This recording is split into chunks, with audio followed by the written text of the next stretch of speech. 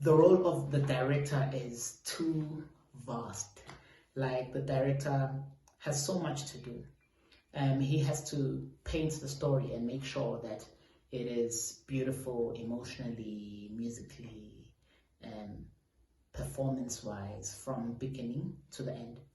He also needs to make sure that the actor is able to portray what he is supposed to portray. He is basically in charge of piloting this machine. The role of the director is to tell the story, to help the actors tell the story, and it's their vision, I suppose, depending on how collaborative they are. Most of the directors I've worked with are incredibly collaborative, but they decide how they want to tell the story. They choose their concept. They have a vision for the style of the piece, the design.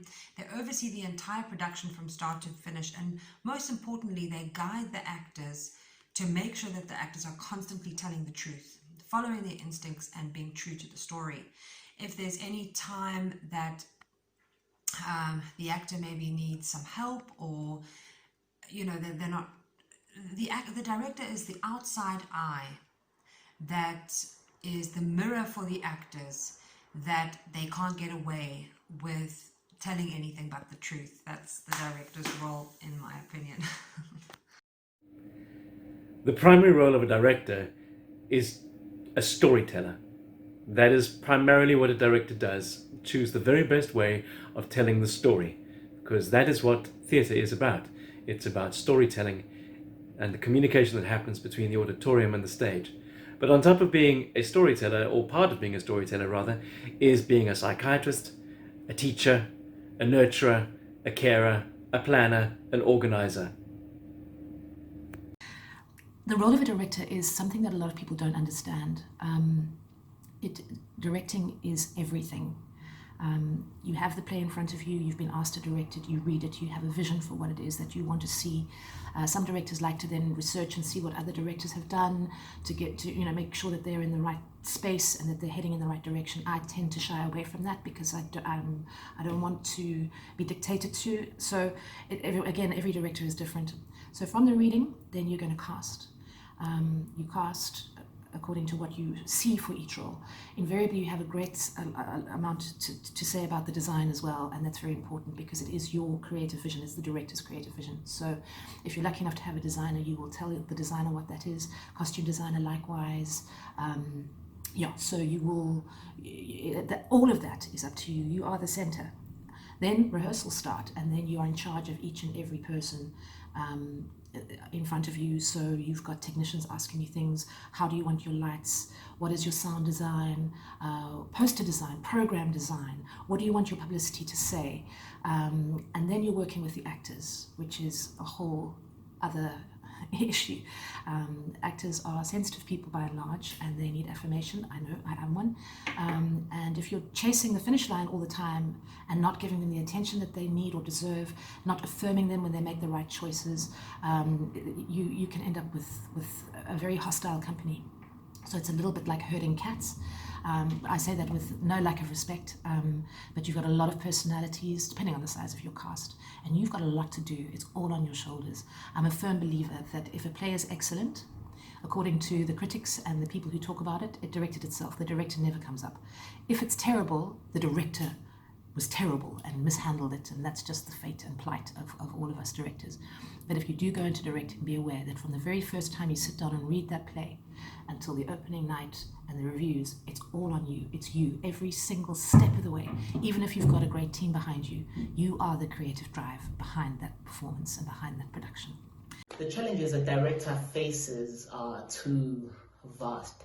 I guess that's what makes them good directors, being able to deal with these challenges and making sure that the story continues.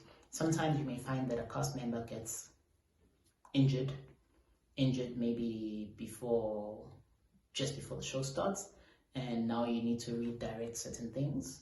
That may happen even on film, and then you've already planned for certain scenes, but now you can't shoot them in a certain way because you need to cater for the injured actor. that happens, or you are a moving show and you get to a venue and you're promised certain lights and you get that those lights are not there. Now you need to adapt. There's so many things that a director may be challenged with, but a good director always moves on and makes sure that the story continues.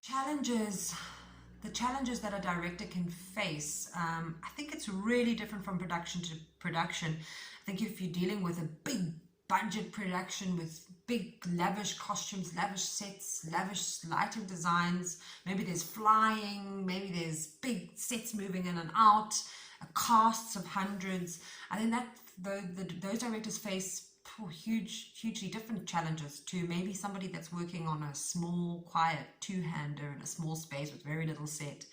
I think the challenges are always different. In a big, lavish production, of course, it's like wrangling cats and making sure that they stick to time, making sure that everybody feels like they're getting the same amount of attention, making sure that everyone's communicated with, and making sure that every single department is on the same page to tell the story.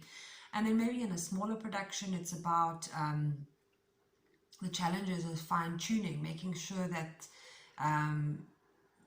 that the production is still absolutely production worthy or has the same production value of something that's got a huge budget, even though it's in a different way, if that makes any sense. But I think the challenges are always different no matter what you're faced with, and day to day you can be faced with different challenges. I think if suddenly one of your actors gets sick, that's a challenge, and you've got to replace them, or you've got to figure out what you're going to do in a situation like that. Or if suddenly the set and lights and costume aren't working well together, you've got to figure out how to blend that and make that work. It's a lot of problem solving, a lot of it's important to have great communication skills. It's a lot of people skills you need, and stuff like that. I think those are the basic challenges, but I think challenges can be different from production to production, from different personalities that you're dealing with, and it can range from budget to a difficult actor. It really is completely production dependent.